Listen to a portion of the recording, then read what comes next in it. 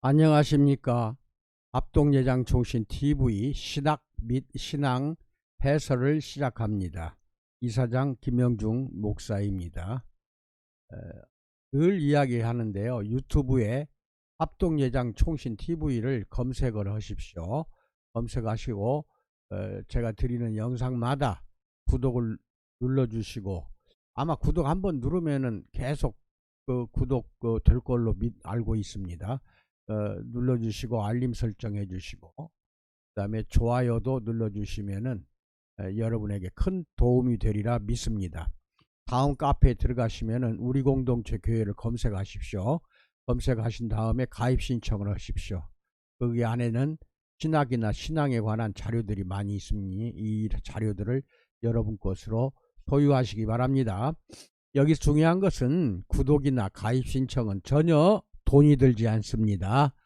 돈 든다고 생각하지 마시고 바로 한 번만 클릭하시면 되는 것을 힘들어하지 마십시오. 그 다음에 선교 헌금은 가난하고 불우한 사람들을 위해서 사용이 되는 것이니까 형편 닿는 대로 또는 성령이 이끄는 대로 도와주시기 바랍니다. 다 여러분에게 그 도와주신 만큼 연말에 한 번씩 선물을 반드시 드립니다.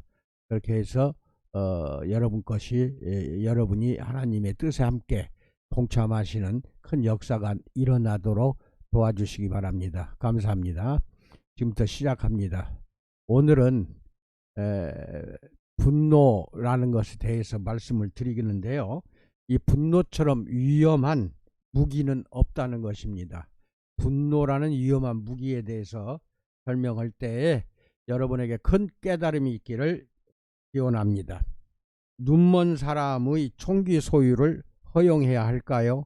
이제 미국의 이야기입니다. 이것은 2013년 한 법정 논쟁의 초점이었습니다. 은닉 휴대법을 시각장애인들에게로 확대해야 한다고 주장하는 이들은 총기 소유 및 휴대가 모든 미국인의 권리이기 때문에 시각장애로 제한을 받는 것은 차별이라는 논리를 펼쳤던 것입니다. 놀랍게도 법원은 이들의 손을 들어주었습니다. 이 판결은 법적 판단과 상식적 판단 사이의 격차를 여실히 보여주는 판결입니다. 분노에 대해서도 같은 차이가 존재합니다. 성경을 근거로 하여 크리스천들의 의로운 분노를 정당화하는 이들이 많습니다. 실제로 성경을 보면 하나님이 진노하신 사건들을 볼 수 있습니다. 구약에는 하나님의 진노에 관한 인기 없는 이야기들이 많이 있고, 신약에는 예수님이 성전의 탁자들을 뒤엎고 종교 지도자들의 위선을 독하게 꾸짖으시는 장면들이 있습니다. 그렇다면 우리 주님이 의로운 분노를 바라셨으니 우리도 그분을 따라 때때로 분을 내어도 되는 것일까요? 옳은 마음을 품고 충분한 훈련을 받으면 분노를 의롭게 발할 수도 있습니다. 하지만 대부분의 경우 우리의 분노는 파괴적인 힘일 뿐입니다. 엄청난 파괴가 되는데, 이것은 타인을 향한 파괴도 되지만 첫 번째는 분노를 바라는 본인 당사자를 파괴시키는 아주 위험한 것입니다. 솔직히 나는 모든 상황을 분명하게 보는 경우가 드뭅니다. 그렇기 때문에 분노 같은 위험한 무기는 완벽한 시각을 지닌 사람만이 올바로 사용할 수 있다는 것입니다. 물론 완벽하신 우리 예수님은 분노를 의롭게 사용하셨을 것이라고 믿습니다. 하지만 나는 스스로 나를 믿을 수가 없습니다.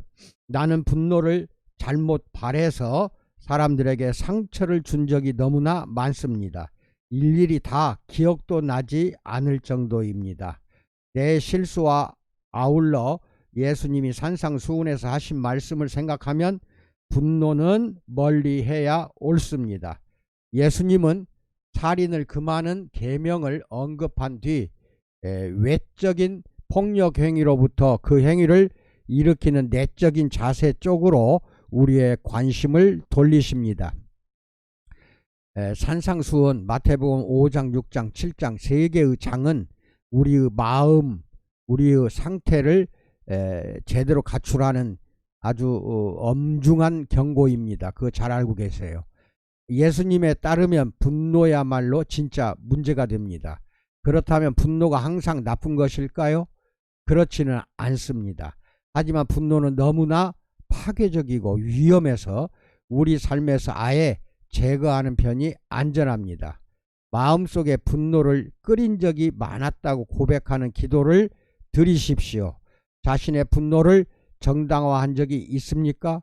모든 상황을 분명하게 보실 수 있는 유일한 분인 하나님 앞에 당신의 분노를 내려놓을 수 있겠습니까? 내려놓으셔야 됩니다. 당장 우리는 이것을 위하여 하나님께 내려놓으면서 성령 충만 은혜 가운데서 분노를 이겨내도록 도와달라는 기도는 반드시 필요합니다. 날마다 하십시오. 참고로 출애굽기 20장 13절과 갈라디아서 5장 16절로 24절을 잘 읽어보시기 바랍니다. 반드시 제가 이야기하는 것은 읽으세요. 먼저 여기 보면은 분노한 세 마리 쥐, 세 마리의 맹인쥐라고 되어 있는데 뭐 세 마리가 됐든 10마리가 됐든 이게 중요한 것은 아니고요. 우리가 보면은 맹인이라는 겁니다. 이게 맹인. 이게 맹인에게 총기를 사용해도 된다 하는 아마 법적인 판결이 미국에서는 있었던 모양인데, 이거 맹인에게 총기를 주면 어떻게 되겠습니까? 분노라고 해서 맹인한테 없다는 건 아니잖아요. 갑자기 참지 못할 분노가 일어나면 인간은 한순간 꼭지가 돌아가 버립니다. 그래서 아무한테나 이 총기를 갈겨댑니다. 총알을 쏘아댑니다. 이렇게 해서 수십 명 수백 명이 죽어가는 사람이, 무고하게 죽어가는 사람이 미국 사회에서는 흔합니다. 다행히 우리나라는 총기는 없지만 역시 총기가 없다고 해서 칼이나 무기는 있다고 봐야 되거든요. 주변에. 그래서 아무나 그냥 찔러댑니다. 화가 나면은 자기 마누라 자식도 눈에 안 보입니다.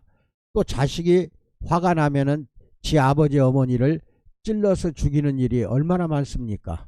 이게 모두가 다 분노를 해결하지 못해서 오는 극단적인 그게 예라고 할 수가 있는데요.